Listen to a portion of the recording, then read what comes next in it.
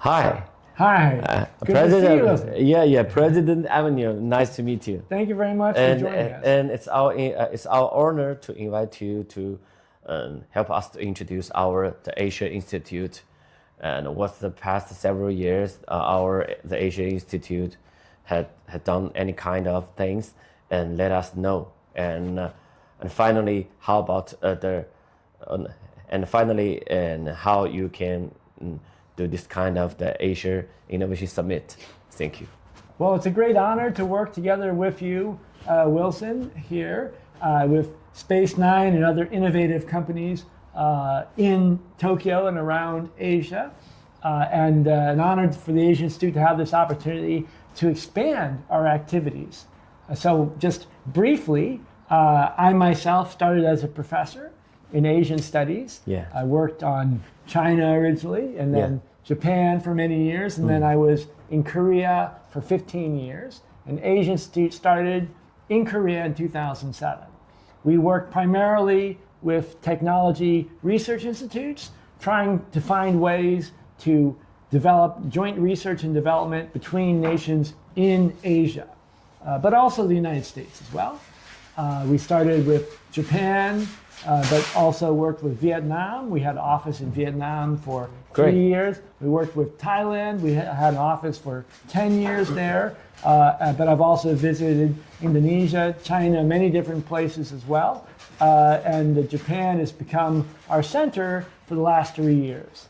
Our motivation was first, as an American, on the American side, Washington, D.C., we have an office, to talk to Americans in policy, in government, in business, academics, research, and emphasize the importance of Asia for the United States and for a cooperation, not competition, but cooperation with Asia. That was the vision. And a dialogue, especially with Korea, China, and Japan, on the future of humanity. In terms of research projects that we've engaged in, we have done a lot on the environment and how to deal with environmental issues, with culture and possibility for exchanges in cultural respects, introducing Asian culture, Chinese, Japanese, Korean culture to the United States, and also Thailand, Vietnam, and other countries, to establish a more equal relationship between countries. And then finally, all the efforts in technology, in science, in business, in culture, is aimed at creating a peace in Asia, a cooperation, a relationship between nations, between people very important, families, businesses, universities, that's based on cooperation, non-competition, based on addressing mutual concerns in a positive and constructive way. Great. So, what do you think of? I think your experience in the Asia culture, historical research is very deep, and also Asia well. So now in Tokyo, Japan, global talents and investors come to Japan for the new startup and new innovation, and then go back to global. So what do you think about our the next month, the 15th Asia Innovation Summit? So Asian Innovation Summit here in Tokyo really is following the current trend, which is to see Tokyo specifically, and even regional areas like Shibuya into focus as leading the potential for humanity and for human society as a whole to bring together different players.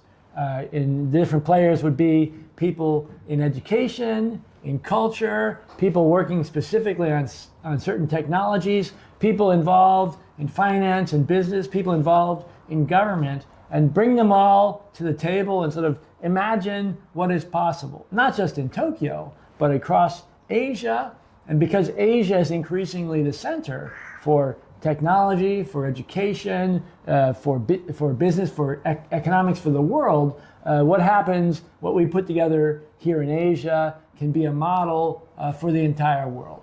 So this particular Asian Innovation Summit gives an opportunity to highlight the achievements of young people, yes, which is absolutely critical for our efforts at the Asia Institute, and of course for Space 9 as well, to show new approaches which are emerging in Asia, and to highlight how the world has changed. That there are new regions, whether it's Shibuya here in Tokyo or say Suzhou in China, that people are not really aware of. They're still thinking about Silicon Valley, or certain things, MIT, which are still important, but there are emerging new potentials in Asia. And that's true in Thailand, in Malaysia, in Vietnam as well.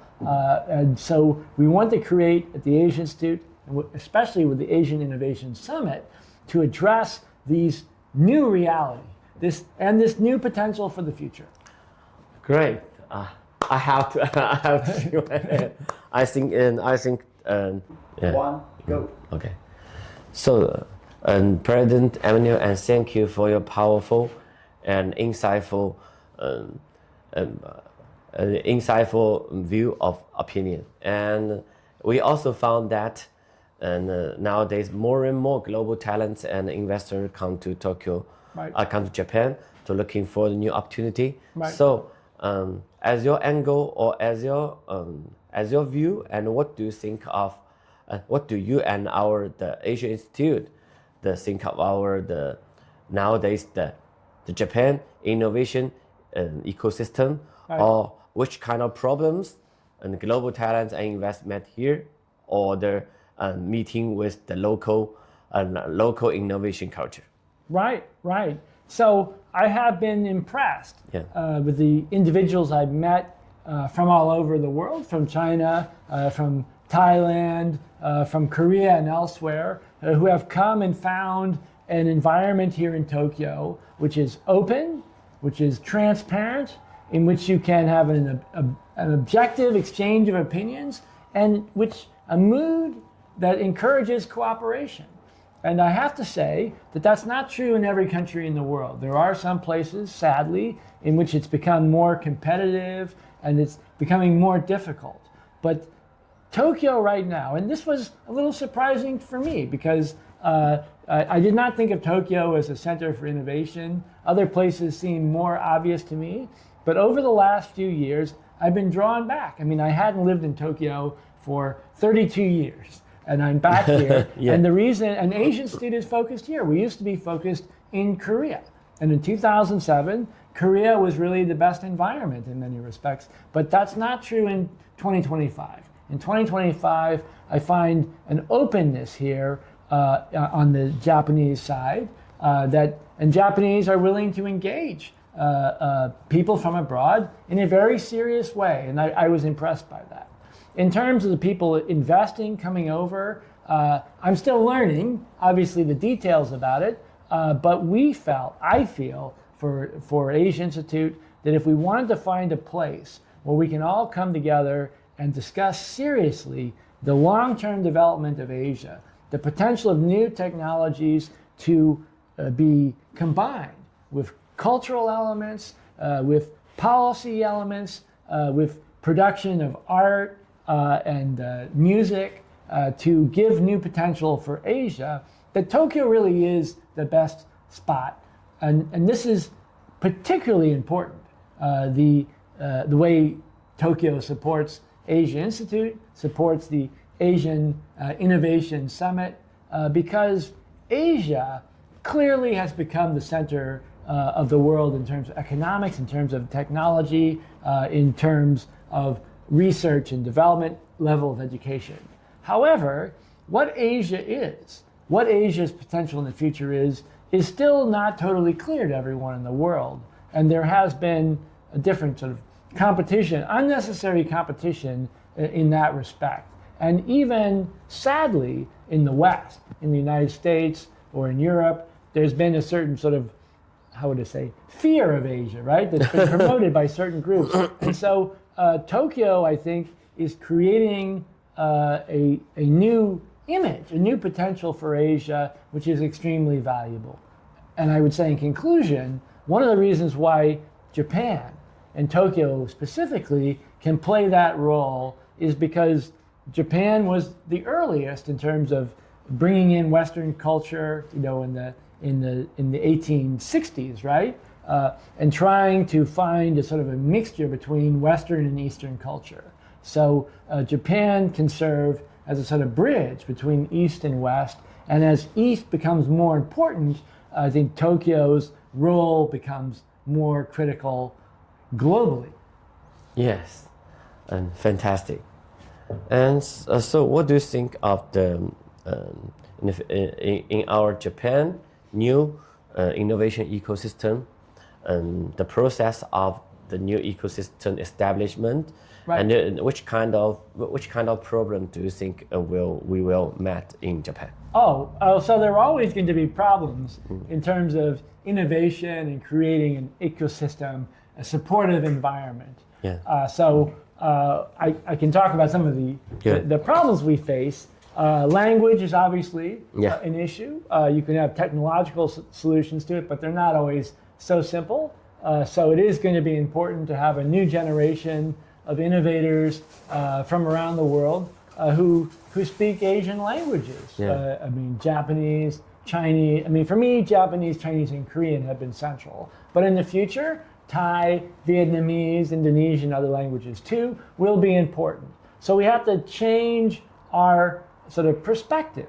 Also, there has been a tendency in Tokyo, in Japan, certain groups, say American or European investment banks, multinational corporations, they feel like they own everything. They're the most important. Yeah. And they haven't really paid attention to the potential in Japan and in Asia as a whole. So people come up with great ideas in Thailand, in Malaysia, as I said, in Suzhou, right, Hangzhou, but they're not really taken as seriously by these, say, investment firms in New York, right, or whatever, in London, and that has to change. I think it's going to change. And so if we can establish an ecosystem here in Tokyo, which I think we're moving in that direction already. I can see the potential here in your actions and others around you who are trying to help finance, to objectively assess what the potential is and support innovative, cooperative efforts that span multiple countries. That this can be an alternative to some of the more limited concept of growth or of business that has excluded the individual, the small innovators. Yes, thank you for your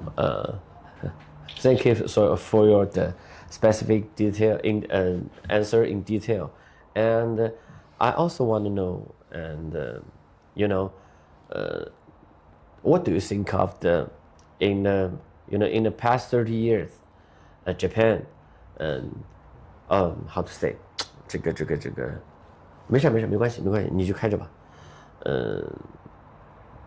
Okay, I also want to ask our President Emmanuel, and what do you think of the Japan local, the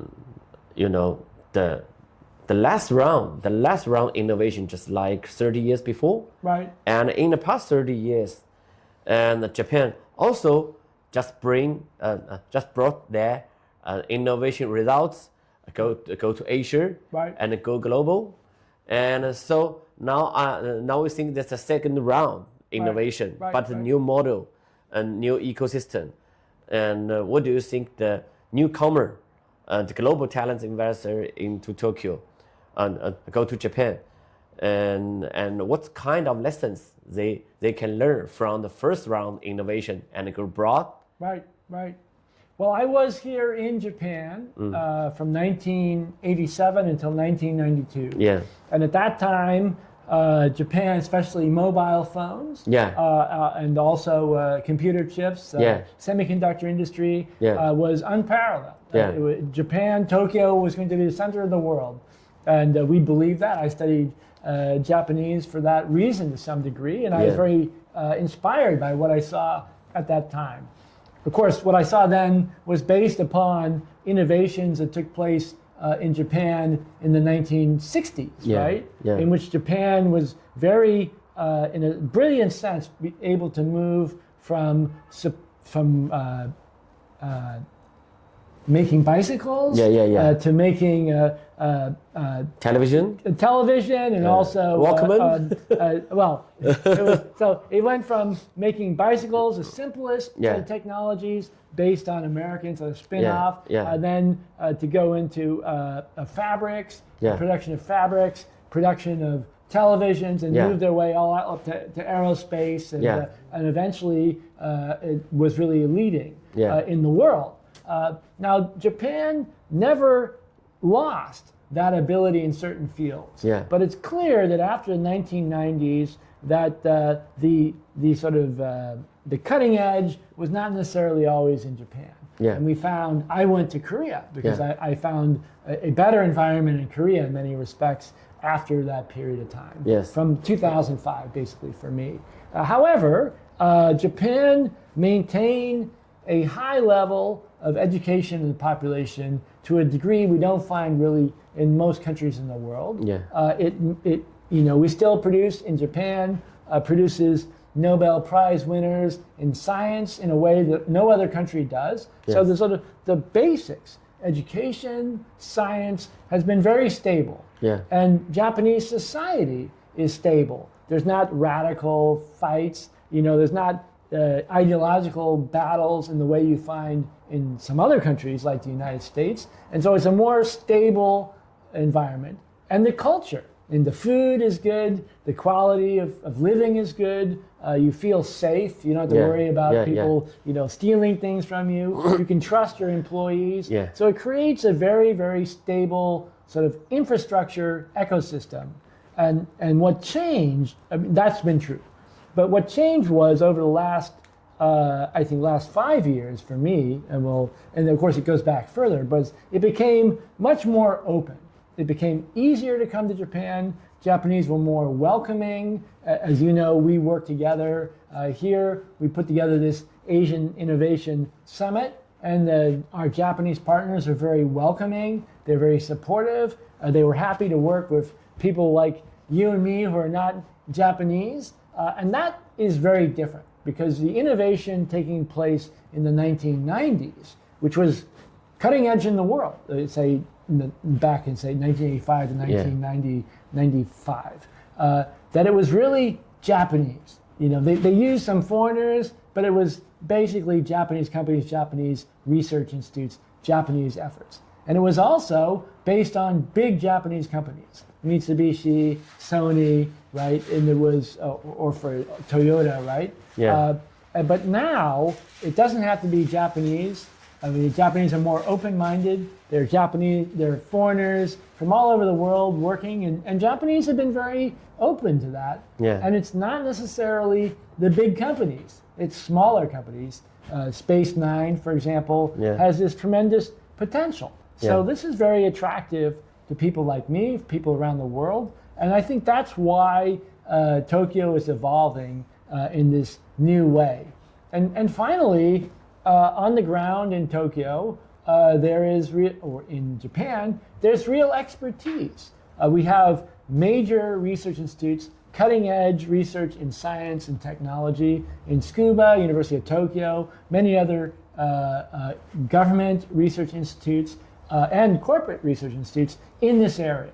So if you have a question about some very specific technology, you can find somebody here easily. That's not necessarily true in other countries. They may have a lot of money. I mean, the United States, my country, we had the CHIPS Act. We tried to, build these semiconductor factories in Texas and California and Arizona and put a lot of money into it. But you couldn't find people on the ground with the expertise for what you needed because America tends to produce a small number of experts, right? But the basic workforce does not have that much expertise. Yeah. Whereas in Japan, the ordinary worker, person you meet in the street or who's working in a company, they have basic knowledge of mathematics, of physics, of electrical engineering, whatever they're trained in. So they may not be a professor, but they have the basic knowledge. And that makes it possible to new things. Whereas in a lot of other countries in the world, outside of a small group of people, average people just they don't have the foundations to do work, advanced work. Yes. Okay.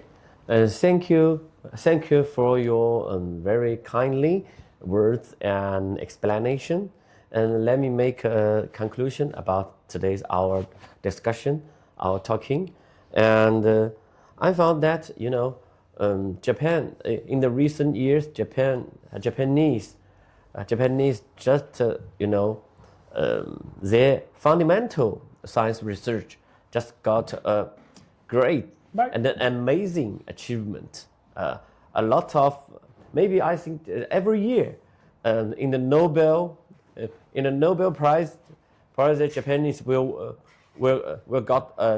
get one or two. At least, least, maybe just more. like this year, yeah. And also, I think nowadays maybe global the people in the world and maybe always stop in the view or the image about the Japanese conservative, right? And also young colleague, young worker in Japanese big company or factory are working hard, but nowadays the Japanese new innovation ecosystem become better and better, and everything has changed. Right. So I'm very how to say, I'm really looking forward to our next month's Asia Innovation Summit.